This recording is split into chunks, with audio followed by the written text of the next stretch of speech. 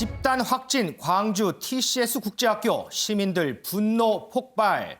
오늘 코로나19 신규 확진자는 497명으로 계속해서 500명 안팎을 이어가고 있습니다. 어제 전해드린 IM 선교회발 집단 감염 확산세를 빨리 차단하는 게 중요해진 시점인데요.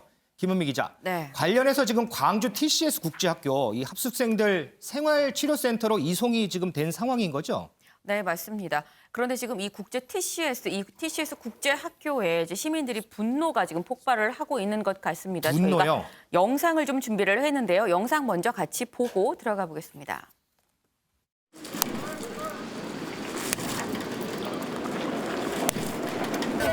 야, 목사 나와라! 아, 환장 있어. 왜 그러지? 야, 목사 나와라! 오늘 그러면 내가 보건소장 나와라. 아까 국민들이 고통받고 있으면은 자제할 건 해야죠. 지금 뭐 선교활동하고 그게 그렇게 급한 문제입니까? 네, 지금 같이 영상 보셨는데 한 60대 남성이 저 TCS 국제학교에 계란을 던지는 모습이었습니다. 근데 이 남성 계란을 던지면서 이렇게 얘기를 했는데요.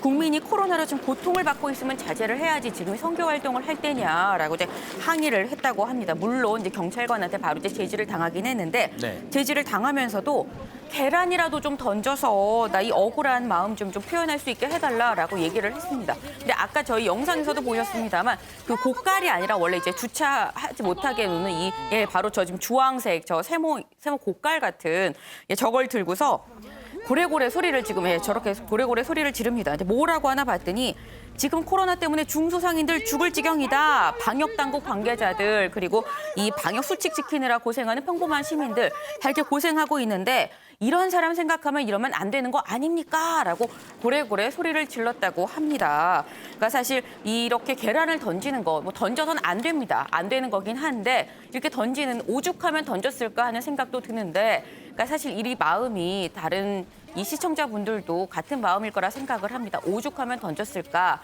좀 화난 마음, 저 시민이 좀 대표해서 계란을 던진 거 아닌가 싶네요. 그렇습니다. 그런데 윤지영 기자, 네. 지금 저 뒤에 이제 사진 보니까 아이들이 이렇게 방역복을 입은 모습이 보이는데 참 버거워 보여요. 네, 그렇습니다. 좀 확진 대부분 이렇게 10대 미성년자 학생들인 거죠? 네, 그렇습니다. 바로 어제 이 광주 TCS 국제학교의 확진자들이 치료센터로 이송을 했습니다. 지금 이 방역복을 입고 버스를 타는 모습인데요. 지금 보시면 한눈에도 굉장히 어려 보이는 아이들이 몸을 가누기도 어려울 정도로 큰 방호복을 입고 이동하는 모습이 확인이 되고 있습니다. 일부는 교직원의 품에 안겨서 버스에 탑승을 하는 이런 모습도 포착이 됐는데요.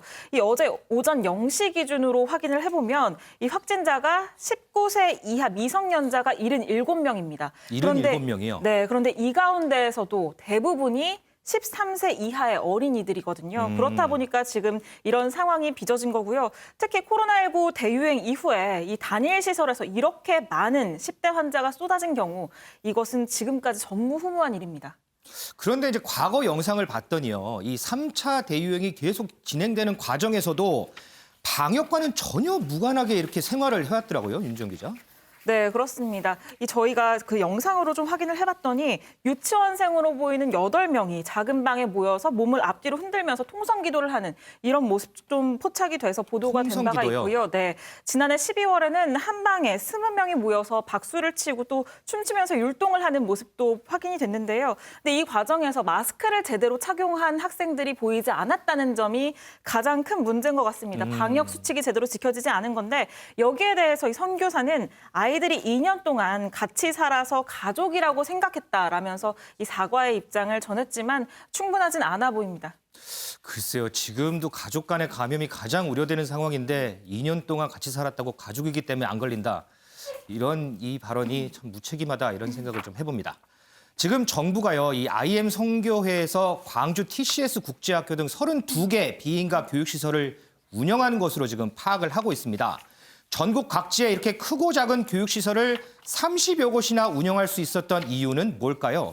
관련된 영상 먼저 보고 오겠습니다. 5가지 학교가 저희 IM 선교회 안에는 있습니다. 첫 번째로는 TCS 국제학교, 그리고 두 번째로는 IM 국제학교, 세 번째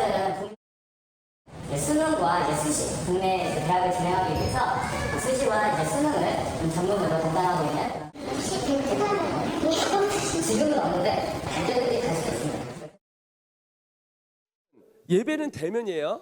그렇죠? 근데 교육은 비대면으로 가자는 거예요.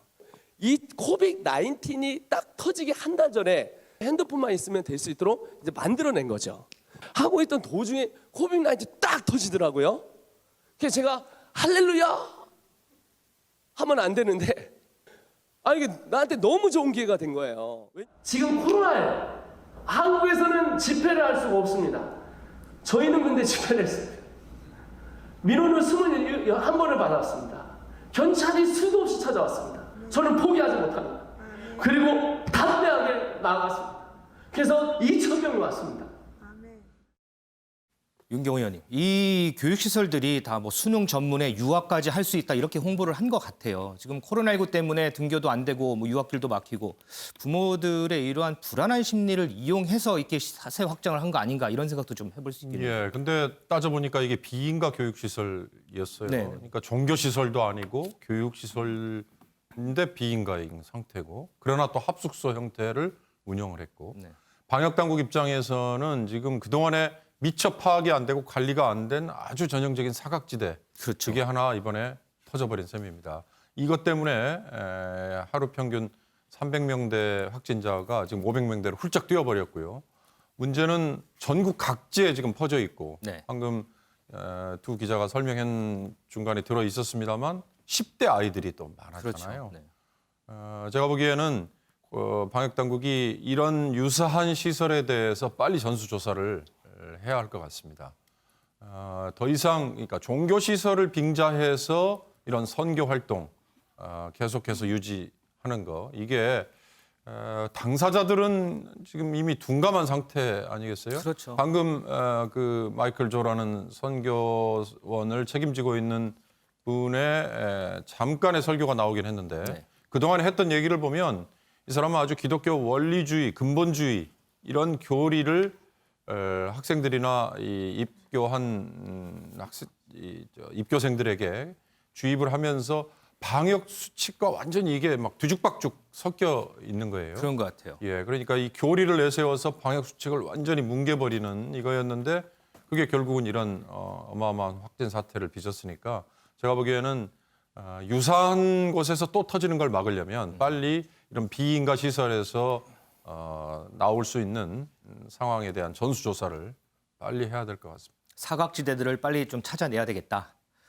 자, 그런가 하면 김은미 기자. 네. 아이들 많이 다니는 태권도 학원에서도 집단 감염 얘기가 있더라고요. 네, 맞습니다. 바로 안동에 있는 한 태권도 학원이었었는데요. 여기 사실 지난 26일, 그러니까 그제죠. 그제 초등학생 1명 그리고 40대 어른 1명, 이게 2명의 확진자가 나왔었습니다. 그런데 불과 하루 만인 어제 31명의 추가 확진자가 나왔는데요. 31명이요? 네, 그래서 현재까지 누적 33명의 확진자가 나온 겁니다.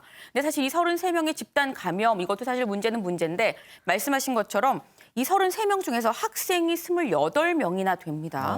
네, 이 28명이 뭐 중학생, 고등학생도 있습니다만 중고등학생을 제외하고 초등학생만 따졌을 때도 지금 20명이 되거든요. 네. 유치원생 1명, 초등학생 20명. 그러니까 사실 대부분은 확진자의 대부분은 초등학생이다라고 볼 수가 있는 건데, 이 문제는 아직 이 최초 감염 경로가 뭔지 나오지 않은 상태라는 겁니다. 소정섭 위원님. 네. 올해는 개학 연기도 없고 저학년 같은 경우에는 매일 등교하는 방안을 추진한다 이렇게 교육부가 밝혔는데, 이렇게 지금 아이들이 계속해서 확진되는 사례들이 나와요. 부모 입장에서는 조금 불안하지 않을까요? 이런 부분들이 이제 좀 더 앞으로 유의가 해야 되는 그런 부분이죠. 그러니까 네. 완전히 우리가 3단계로 가서 이른바 셧다운 단계로 가지 않는 한 네. 이게 공존을 해야 되는 상황을 우리가 지금 맞고 있습니다. 네네. 올 1년 아마 이런 식으로 갈 것 같은데, 그렇게 되면은 이 현장에서 예를 들면 태권도 학원이면 태권도 학원 그 현장에서의 방역 수칙을 철저히 지키는 거, 이게 제일 중요하거든요. 그렇죠. 네. 그러니까 제도적인 틀을 어떻게 가져가느냐 하는 것도 중요하지만, 그것이 제도가 현실화하는 것은 그 현장에서의 문제이기 때문에 이번 같은 경우도 태권도 학원에서 그렇게 많은 감염이 발생을 했지만, 그렇다고 해서 또 태권도 학원 전체를 다시 또 이 문을 닫게 할 수는 없는 거 아닙니까? 그렇죠. 네. 그러니까 이 제도를 어떻게 바꾸는가도 중요하지만 일선 현장에 계신 분들이 그것이 뭐 학교건 학원이건 교회건 간에 이 철저하게 이런 의식을 가지고 좀 현장 방역을 잘하는 거, 이게 따르지 않으면 제도적인 그 뒷받침을 아무리 한다고 해도 이 바이러스를 이겨낼 수가 없습니다. 그러니까 올해는 어쨌든 우리가 이 바이러스를 공존하면서 이겨내야 되는 네. 그러한 상황이라는 것을 명심하고 뭐 당국은 물론이지만 일선 현장에서도 좀 철저하게 방역 수칙을 준수하도록 그렇게 노력을 하는 부분들이 무엇보다 좀 필요한 시기가 됐다 이렇게 생각합니다. 이 개학을 앞두고 특히나 학교에서도 이 방역 대책 마련 철저히 세워야 할 것으로 보입니다. 하나만 더 짚고 가죠. 이동석 기자. 우리가 일전에 왜 전광훈 목사가 전주에서 마스크 안 쓰고 설교했다 이런 얘기 전해드렸잖아요. 근데 결국 과태료 처분 받았나 보죠? 네, 그렇습니다. 지난 19일이었죠. 전광훈 목사가 전주의 한 교회를 찾아 전라도 비하 발언을 했다는 내용 저희가 프레스룸에서 전해드린 바 있는데요. 전광훈 목사는 전라도의 모든 개발은 우파 정부가 한 것이다. 그러면서 김대중, 노무현, 심지어는 문재인 대통령을 버려야 한다는 막말까지 쏟아내기도 했는데요. 심지어 전 목사는 노마스크를 쓰기도 했습니다. 당시 전광훈 목사의 발언 함께 듣고 오시겠습니다. 지역적으로 보면 경상도가 아니라 전라도 사람들이 세운 나라가 바로 대한민국입니다.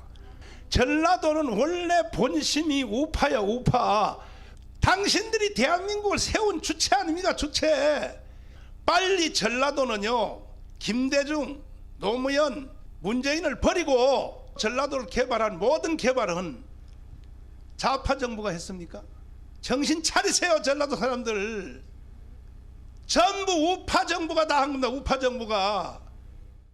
당신들 왜 저 사진을 그렇게 찍고 난리야. 저 불법이야 저거. 조선해. 자식들 말이야. 정신 나가지 말이야. 정신 나가지. 네, 전주시는 마스크를 착용하지 않은 전 목사에게 결국 과태료 10만 원을 부과하기로 결정을 했습니다. 당시 설교에는 한 20여 명이 참석한 것으로 알려졌는데요. 마스크를 착용해 이들은 감염병 위반 혐의에서 벗어날 수 있었습니다. 이에 대한 시민들의 반응은 냉랭한데요. 전주시의 처분이 너무 가볍다. 그러면서 공권력은 왜 종교 앞에서 이렇게 가볍냐. 이런 비판을 쏟아냈고요. 처분이 가벼우니까 교회에서 확진자가 계속 늘어나고 있다. 이런 목소리도 나왔습니다. 전주시는 처분이 너무 가볍다는 의견도 충분히 이해가 된다면서도 법령의 근거에 처분할 수 없었다며 진화에 나선 상태입니다. 글쎄요, 잘 몰라서 그런 걸까요? 마스크는 이렇게 손목에 차는 게 아니고요. 이 얼굴에 차서 코하고 입을 막는 게 올바른 마스크 착용법입니다. 당초 정부는 내일이죠. 새 거리두기 방안을 발표할 예정이었는데 하루 더 연기했습니다. 아마도 앞서 전해드린 이 불안정한 현 상황에 대해서 정부도 고심이 깊은 것 같습니다.